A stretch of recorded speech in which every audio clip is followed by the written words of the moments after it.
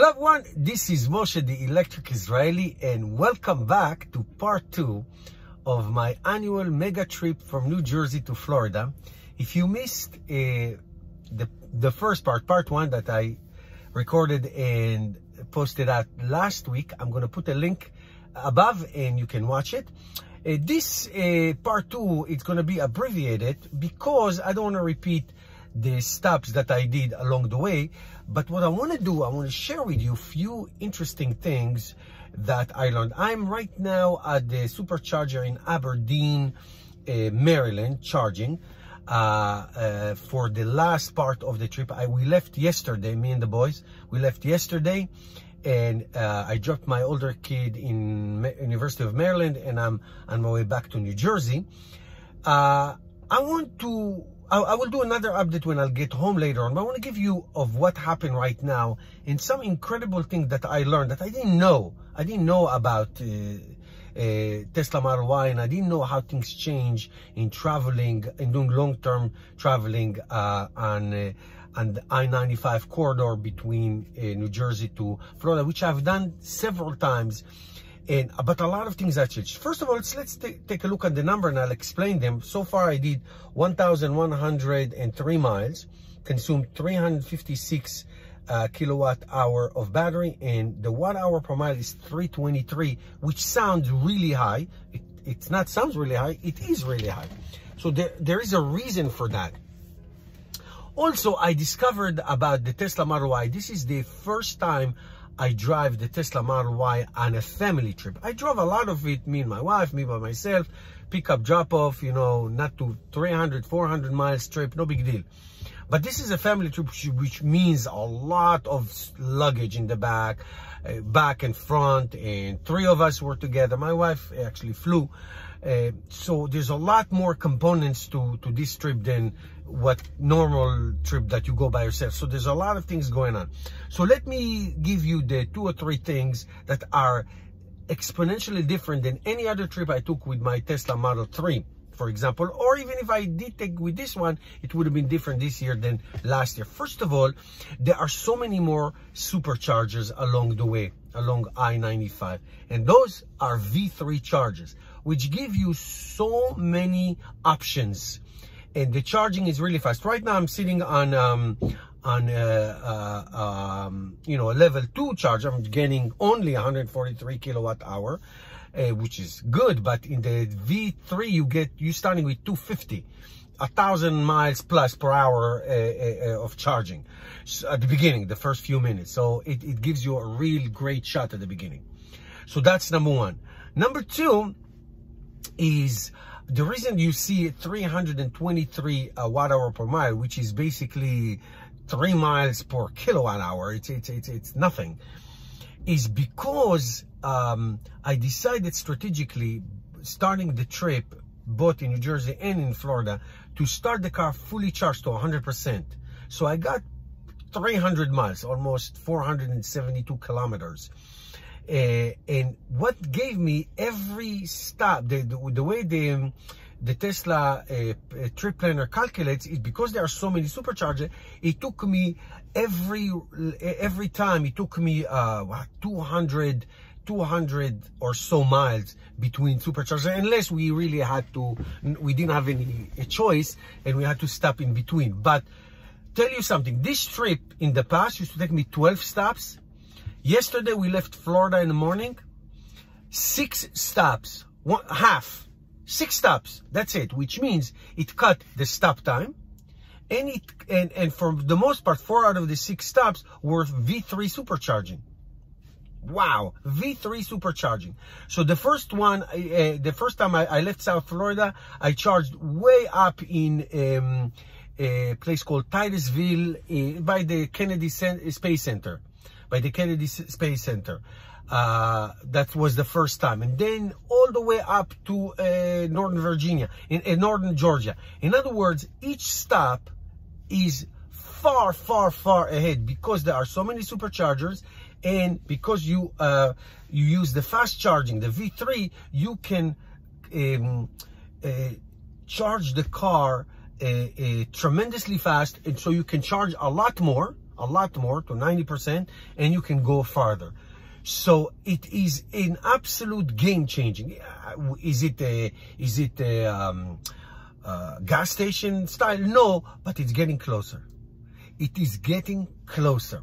So the V3 supercharging are game changers because they're fast and there's so many of them available. So every supercharger that you see that it's V3, that is new, is V3. It's unbelievable. So again, taking road trips with Tesla cars are just changed dramatically from 6 months ago, literally from 6 months ago. So that's wonderful. Now, also the autopilot, I mean, I always use autopilot, is basically eliminates the need to have a second or third driver. Usually when my wife is with me, this time she flew, like I said, she drives halfway, I drive halfway. But with my kids, you know, they just get me upset. So I didn't let them drive. Now the autopilot, what the autopilot does, it is basically your co-pilot. You know, you set it and you relax. You know, you're in charge, but it does 90% of the work. So the autopilot is so incredibly important for safety and for comfort and for the fact that you can basically sit and chill and listen to a podcast or whatever, or music. It's no big deal, and you're good. Now, one more thing that affected the watt-hour per mile is the weather. Right now, what is it, 44 degrees? It was 32 when we left North Carolina this morning, where we stopped. We were in the north part of North Carolina, and when we left Florida yesterday, it was what, close to 90 degrees, 30 degrees Celsius. So we went from 90 to 32, or in Celsius from 30 to 0. It's unbelievable how the weather is affected. Also, one thing I learned about this car, taking it on this long trip, is that it is a tremendously awesome family car trip with all the room that you have behind. It basically eliminates the need to have like a tule box on the roof, which takes tremendous amount of energy. So it is the Model Y. It is our only long trip car. It is an awesome car. It is an amazing car with a combination of so many new superchargers, V3 superchargers. It just made road trips different. Now, one thing I learned that I didn't know, now I live in New Jersey, very cold weather, so it's a lot of energy consumption. It's no different than in very hot weather. Now, in New Jersey, it doesn't get that hot. If it does, it's for a couple of days. I never go to Florida in the summer. Usually I go to my annual trip in December, Christmas time. But this year, because of the pandemic, we didn't go, so we went now. It's the Passover Easter vacation.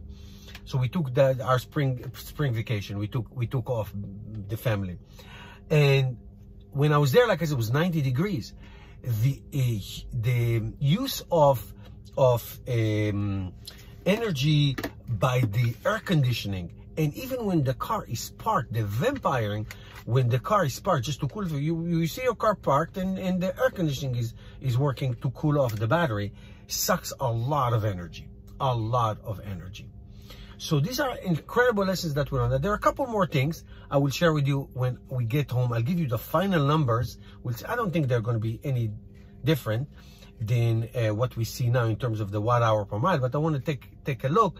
But I want to say that, again, going back to the supercharging and the fast charging, they are supercharging, but they're very much faster than they used to be. It gives you the ability to drive really fast on the highway, 70, 80 miles per hour, 75, easy on many roads on the 95 corridor. So it is becoming 95% similar to driving a gasoline car in that way. It's amazing. Okay, guys, more to come. Stay tuned. I'll be right back. Okay, guys, we made it. The trip is over. Here are the numbers. So total, we drove from Florida, South Florida, to northern New Jersey, 1,275 miles on a 406 kilowatt hour total. and 318 watt-hour per mile. That is the most important number, because as you see, it's high. It's a little bit more than 3 miles per kilowatt.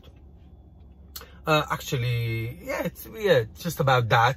And that is because two effects, and it is the speed. We drove average 80 miles an hour. I like to conduct on my channel real world tests without any compromise. So car full of cargo, as you see, 3 of us, frunk and trunk, and everything is done, and going high speeds, putting on the heat in the northern states, and putting on the air conditioning in Florida, and all that without any compromising. And still, and yet, on the way back, I did, like I said before, I did a good calculation, and we only stopped what, 6 superchargers. Unbelievable.